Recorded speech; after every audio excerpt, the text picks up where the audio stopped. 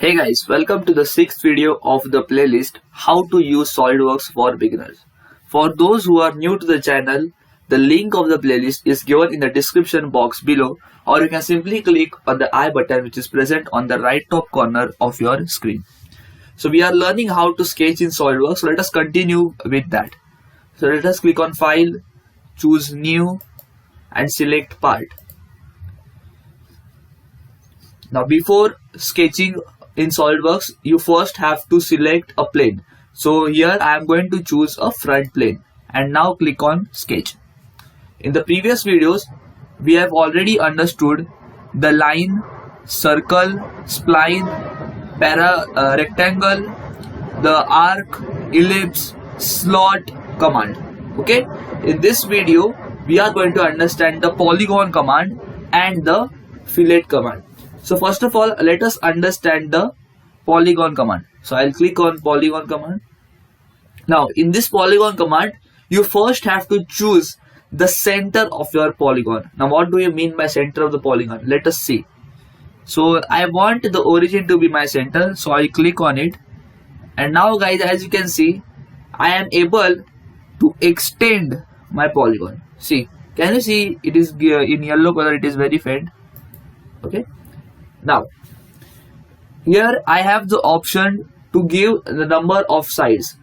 So default it is 6, but let's say I want 5 number of sides. So I will click on 5 and hit enter. Now as you can see, there are 5 sides. Now, suppose if you want 7 sides, so click on 7 and hit enter. So now you are getting 7 sides for a polygon. Now here you can see that there are two options available, the inscribed circle and the circumscribed circle. Now inscribed circle means what? The circle will be inside the polygon, and if you choose circumscribed circle, then the circle will be outside the polygon. Now is it important? Yes, obviously it is important when it comes to dimensioning the polygon, because if you want to dimension the polygon, then there are two options available. Which are those two options available? That I will tell you in a short while.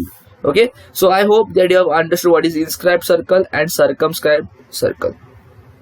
Now here you can see guys, this value 110.71 is nothing but the diameter of this circle. Okay, it is the diameter of this circle which helps you to draw your polygon. So now since I have finished drawing the polygon, now I will click on escape so that the Polygon command gets inactivated. As soon as I click on escape, the Polygon command has now got inactivated. Okay, clear with this? Now as I mentioned earlier, that you have two different options available for dimensioning the polygon. So the first option is that you give the dimension to the circle. Okay, so as you can see here, the diameter is 110.71. I will change it now to 120. Okay, this is how you can give dimensions to it.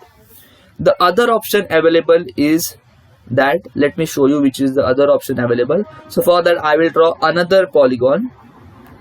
Okay, and let us draw the polygon with 7 sides only. Okay, now let us click on escape. Now click on smart dimension.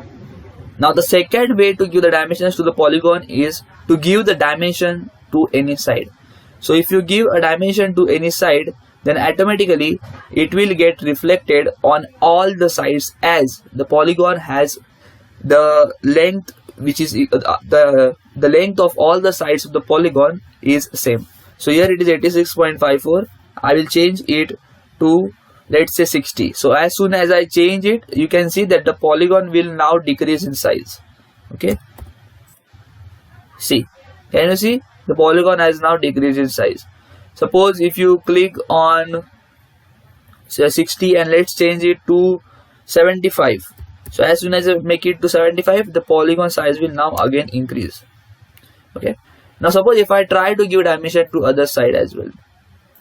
See, this is default. As I mentioned earlier, even if you give dimension to one side, it will get reflected on all other sides. So you cannot change the dimension. Okay, make this dimension driven. Okay, clear with this?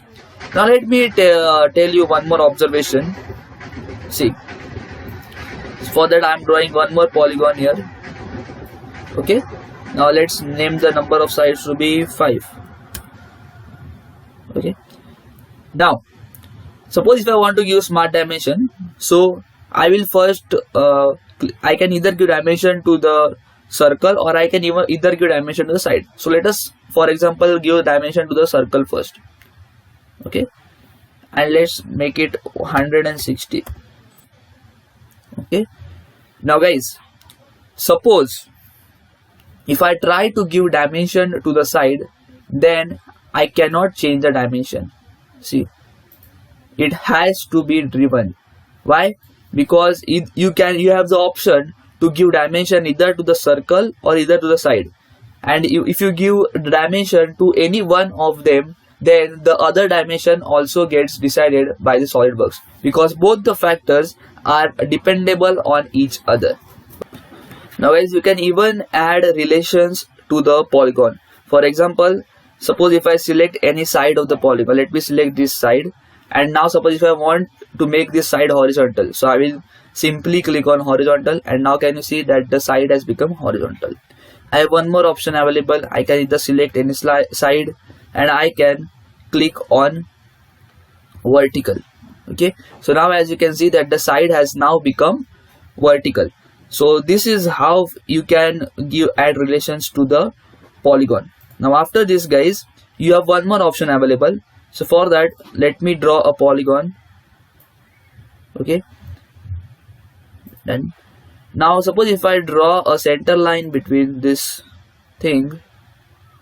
See, suppose if I draw a horizontal center line, can you see? Now I can even give angle between this center line and the side of the polygon. So I will click on smart dimensions, I will click on this side, and I will click on the center line, and let's say I want to make it 120 degree. So can you see that now the polygon has changed its direction? So this is how guys you make use of a polygon command. Now guys, after understanding the polygon command, now it is time for us to understand the sketch fillet and the sketch chamfer.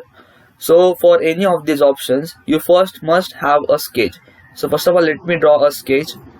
So let me select a plane and let me draw any rectangle. Okay, suppose if I draw a rectangle here.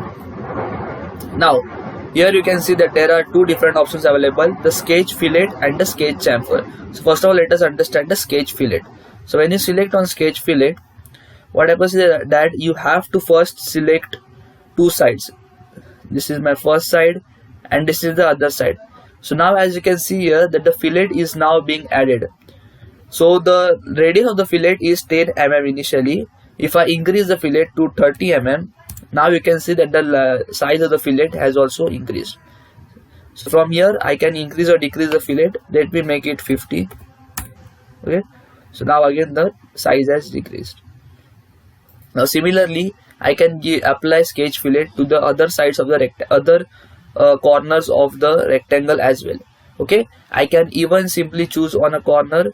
See, by only selecting on the corner I can apply a fillet. Okay, so this is how a fillet in sketch works. Now let us understand the sketch chamfer. Okay, so for that let me again draw the geometry. I am going to draw a rectangle again because it is easier to explain with that. Now suppose if I select sketch chamfer. Now if you select on sketch chamfer, you can see that if you want to add the parameters to the chamfer, there are two options available, the angle distance type and the distance type. So first of all, I will explain you the distance type. So in the distance type, what happens is that you give dimensions to the sides of the chamfer. Suppose I want one side of the chamfer to be 10 and I want the other side of the chamfer to be 20. Okay, done. And now I will select the chamfer. See, this is 10 and this will be 20. So this is how a chamfer gets applied. Let me explain you all once again. First of all, I have to give the dimension. Suppose it is I want 30 and I want 15. Okay, so the first side which I will choose will have 30 and the other side that I will choose will have 15. So first of all, I want to choose this side and the second side is this. So now can you see that the 30-15 chamfer is being added. Similarly, you can add a chamfer with the help of a distance relationship by making use of this parameter, that is equal distance. So if you click on equal distance and you have to just give the dimension only once, let's say I want 10, and you can apply the same dimension to both the sides of the chamfer. Okay, see, now I am getting equal size chamfer on both sides, that is 10 and 10. Now I have one more option available, that is the angle distance. So in angle distance, what happens is that you define the one side of the chamfer. Okay, let's say I want one side of a chamfer to be 20, and then you define the angle. Let's say my angle should be 30. Okay, so I want chamfer of 20 mm on this side, and the other side length will get reflected according to the angle. Can you see? Here the size is 20 and the 30-degree chamfer is automatically reflected on the other side. Similarly, let me explain you all once again. Now let's say suppose if I want 15 and I want my angle to be 65. Okay, so I will first select the side on which the chamfer length should be 15. Suppose I want 15 on this side, and then I will select another side whose length will be decided according to the angle. So can you see? This is how you make use of a sketch fillet and sketch chamfer. This command you will be using very frequently when you use SolidWorks. Okay, there is one more type of fillet when you will learn extrude boss or base, where you can add a fillet between two planes. Okay, at the intersection of two planes. So remember guys, that whenever you want to use a sketch chamfer or whenever you want to use a sketch fillet, there must be two lines intersecting at a certain point. Okay, so for example, suppose if I have this line, I have the another line, so they are intersecting at this point, so I can add a sketch fillet at this point as well. Okay, so similarly I can make use of the sketch chamfer as well. Okay, so it is 50. Okay, done. Okay, so this is how you make use of it. So guys, I hope that you have understood the polygon command and you have also understood the sketch fillet and sketch chamfer command. If you like this video, then please don't forget to subscribe to the channel, and meet you very soon in the next video. Guys, thank you for watching this video.